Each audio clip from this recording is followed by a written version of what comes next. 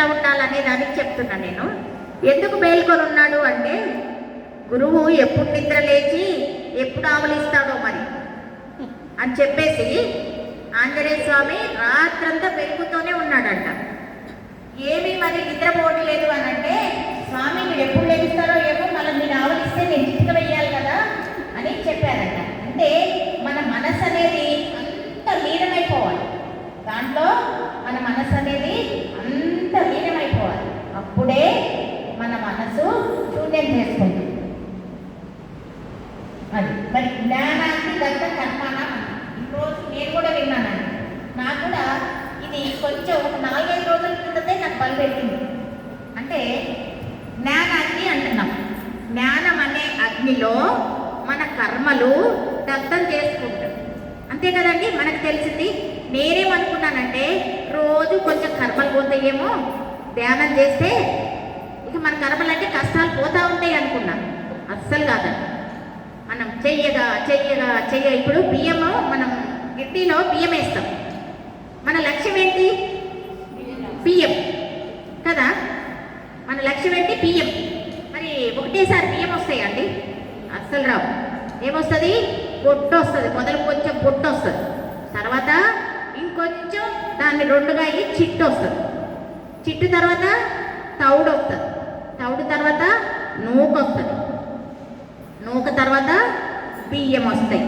ఇంత ప్రాసెస్ ఉండగా మనం పిచ్చోళ్ళు ఏమనుకుంటున్నాం, అబ్బా నేను 2 నెలలు ధ్యానం చేసేస్తే ఓహో నాకు జ్ఞానం వచ్చేసింది అనుకుంటున్నాం. కానే కాదు. మన మనసు ఎట్లా అవ్వాలంటే జస్ట్ లైక్ స్టోన్, అంటే భగవంతుడిలాగానే ఉండాలి. ఎలా ఉండాలి? భగవంతుడు ఎలా ఉంటాడు? సాక్షిభూతమై ఉంటాడు. ఎలా ఉంటాడు? సాక్షిభూతమై ఉంటాడు. ఏంటంటే పద్మ మేడం నన్ను తిట్టినా, భగవంతుని తిట్టినా కూడా ఆ భగవంతుడు పలకడు కదా, అలా చూస్తూ ఉంటాడు. ఎందుకంటే వారిలో సమస్థితులు వచ్చేసినాయి. రేపేం జరుగుతుందో తెలుస్తుంది. ఈమె ఎందుకు తిడుతుందో దానికి ఒక కారణం ఉంది. ఆమె తిడుతుంది అంటే ఒక కారణం ఉంది. అక్కడ కారణం ఉంటేనే ఇక్కడ కార్యం జరుగుతుంది కదా. ఇప్పుడు యోగేశ్వరులు ఎప్పుడూ ఆనంద స్థితిలోనే ఉంటారు. ఎందుకుంటారు? వాళ్ళకి మనసే లేదండి, లేదు. ఏమన్నా జరగని జిందాస్ పడుకుంటాడు కదా. వాళ్ళకి సిగ్గు అనిపించదు, శరము అనిపించదు. మనకి ఈ అహంకారం అనేది నాకేం అహంకారం లేదు అనుకుంటాం. ఉన్నదంతా ఈ శరీరం అంతా అహంకారమే. అది పోతేనే మనము ఏమవుతాము? భగవంతుడు అవుతాం. ఈ అహంకారం ఉన్నంతసేపు నువ్వు జీవుడవే, నువ్వు జీవుడవే. ఎప్పుడు ఉంటుంది అహంకారం? మనసు ఉన్నంత వరకు ఉంటుంది. మనసు ఉన్నంత వరకు అబ్బా పద్మ మేడం ఏం చీరగట్టింది అని ఒక ఆలోచన వచ్చేస్తుంది. ఆలోచనే సరికాని ఆలోచన. పద్మ మేడం ఏ చీర కట్టుకుంటే నాకెందుకు? నాకేమన్నా ఉపయోగమా? నాకే ఆత్మకు ఉపయోగమా? నాకు ఉపయోగమా? నథింగ్. అంటే ఈ చిన్న లోపాలు కూడా మనము సరి చేసుకోవాలి. ఎట్లా అవుతుందంటే ఏదో మనం కొంచెం ఒక 2 నెలలు భీమవరం వెళ్ళాం అనుకుందాం.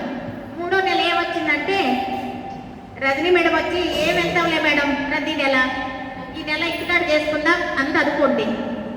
అప్పుడు ఏమవుతుంది మనకి? అవునులే ఆడ వెళ్ళే బదులు ఇక్కడ మంచిగా అందరం కూర్చొని ముచ్చట్లు పెట్టుకోవచ్చు అని అనుకుంటాం కదా. అట్లా సరికాని ఆలోచనతో మనము జారిపోతూ ఉన్నాం, అంటే ధ్యాన స్థితి నుంచి జారిపోతూ ఉన్నాం. ఇంకొక చిన్న ఉదాహరణ చెప్పుకున్నాం.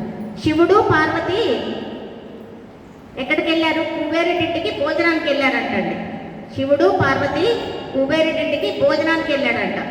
అప్పుడు భోజనానికి వెళ్ళినప్పుడు గద్ద ఉంటుంది కదండి, గద్ద వచ్చి అడిగిందంట, స్వామి ఈ లోకాల్ని పాలించేది మీరు పోయి కుబేరుడింటిలో భోజనం ఎందుకు చేస్తున్నారు అన్నదంట.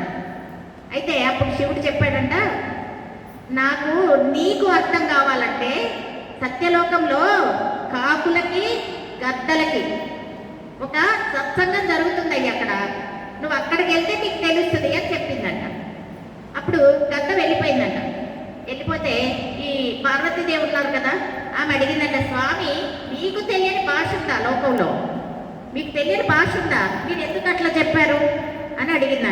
శివుడు అన్నాడంట, లేదు పార్వతి, నాకు తెలియదని కాదు, నాకు సమస్తము తెలుసు, కానీ నేను చెప్పే భాష ఆ గద్దకి అర్థం కాదు.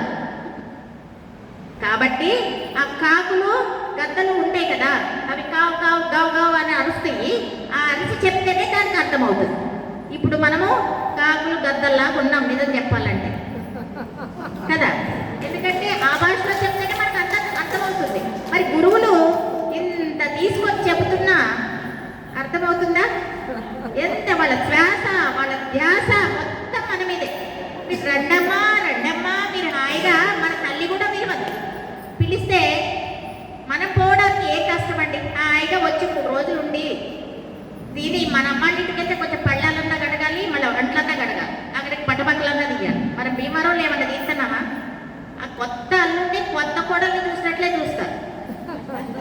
అది ఉపయోగించుకోకపోతే మన జన్మ వ్యర్థమే అనిపిస్తుంది నాకైతే.